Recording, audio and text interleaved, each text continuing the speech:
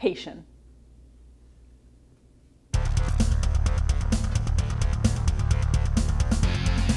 This episode of FineScale Modeler's new product rundown features Academy's B-1, Revell's W.O.T. 6, Polarlight's Shenzhou, Roden's Convairliner, and some hot new items from the floor at IPMS USA Nationals. New product rundown brought to you by Hobby Zone USA, your source for hobby storage solutions, hard to find hobby tools, and aftermarket modeling needs, and by Cult TV Man's Hobby Shop, the place to go for science fiction and fantasy kits, details, masks, decals, and more.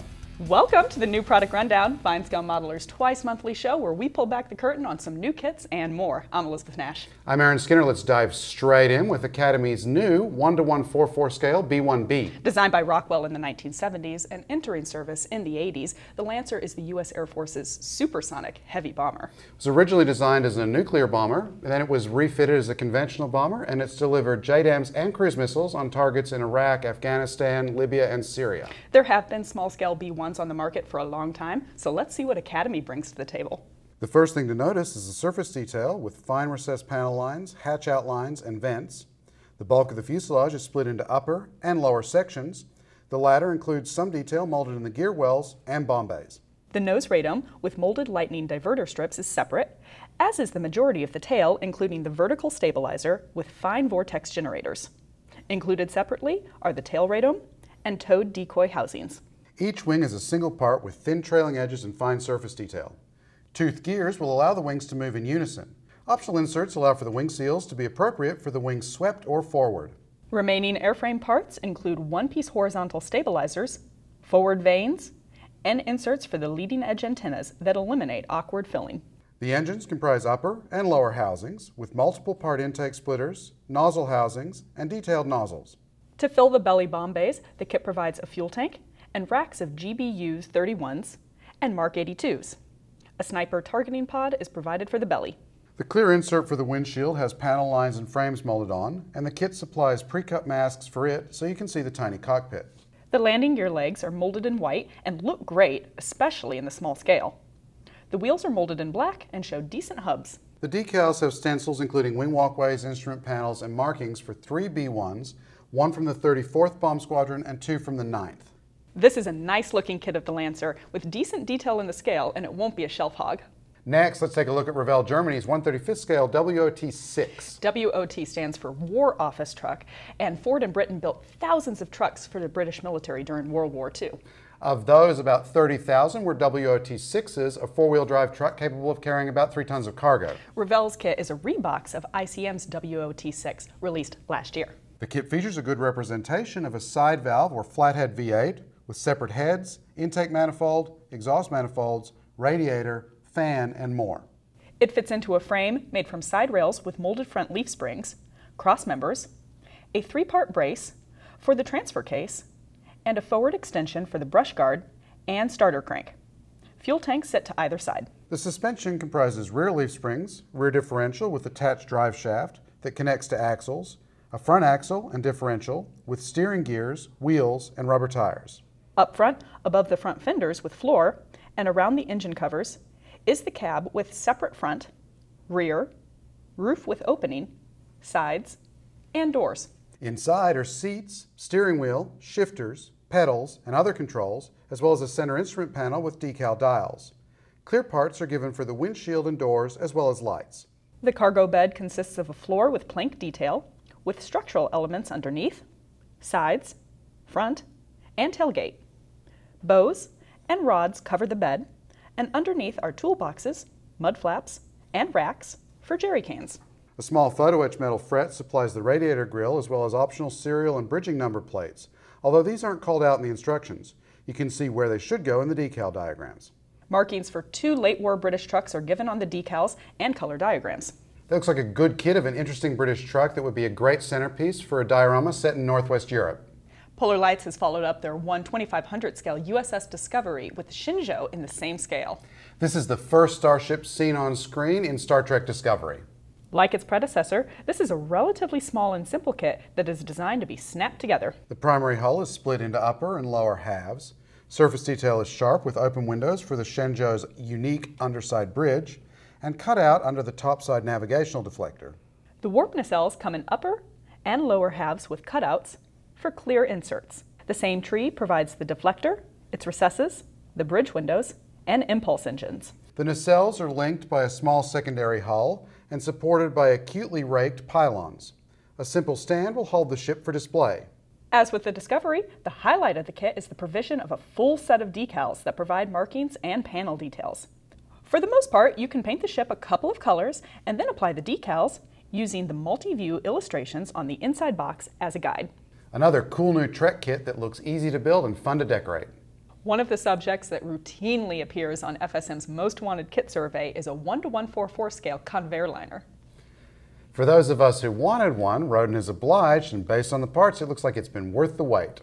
The fuselage halves show fine recessed panel lines that look to be consistent even around the top and bottom of the fuselage.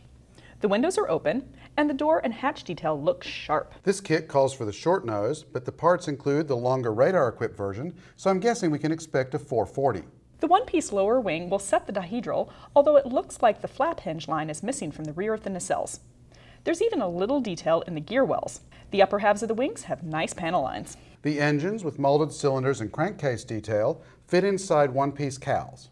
Other features include props and wheels with hub and brake details, decent-looking landing gear, and structural elements molded inside the gear doors. Clear plastic provides strips of windows for the cabin and an insert for the flight deck. Decals provide markings for a single Hawaiian Airlines 340 from the 1950s, and they include all of the stripes and cheat lines. This looks sharp, and I can't wait to build one or several. FineScale Modeler just returned from the IPMS USA National Convention in Chattanooga, Tennessee, where several manufacturers had some new kits on display. Join us as we go back in time and take a look. Tamiya's announcement of a new 148 scale P-38 surprised everyone. Even better was the sight of an early version of the kit at the Tamiya booth with box art and an unpainted build-up that shows how good it looks. The kit represents the early F/G versions of the aircraft. Much of the upper airplane is molded as a single part, so alignment should be a snap. The separately bagged clear parts look to have optional canopy sections. There's a pilot figure for the detailed cockpit, a couple different sizes of fuel tank, detailed wheels, separate control surfaces, and nice-looking turbochargers. The kit comes with two marking options, including one involved in the mission to shoot down Admiral Yamamoto, and another with shark mouths on the engines. Tamiya brought 300 white box Lightnings with them, and lucky showgoers won the chance to buy a kit a few months before they actually go on sale, and they were a hot item. Speaking of hot kits, Edward literally had a mountain of its brand new 148 scale P-51D Mustangs with them, and they sold out by the second day.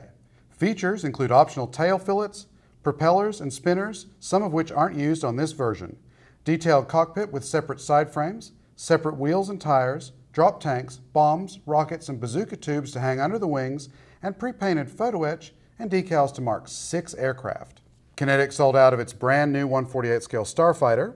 The initial release is the F-104J as used by the Japanese Air Self-Defense Force, and it looked great on the table with fine surface detail, separate control surfaces, sharply molded landing gear with weighted tires, intake splitters, engine and weapon details. I expect to see more versions coming soon. At the Merit International table, AFV Club's new 135th scale M16 half-track sat rotating on a pedestal. It features a detailed engine, chassis, drivetrain, and cab, and a terrific-looking gun position in the bed. Much of the body comes in separate panels with plenty of display options, but the highlights are the sprockets and idlers that are masterpieces of molding.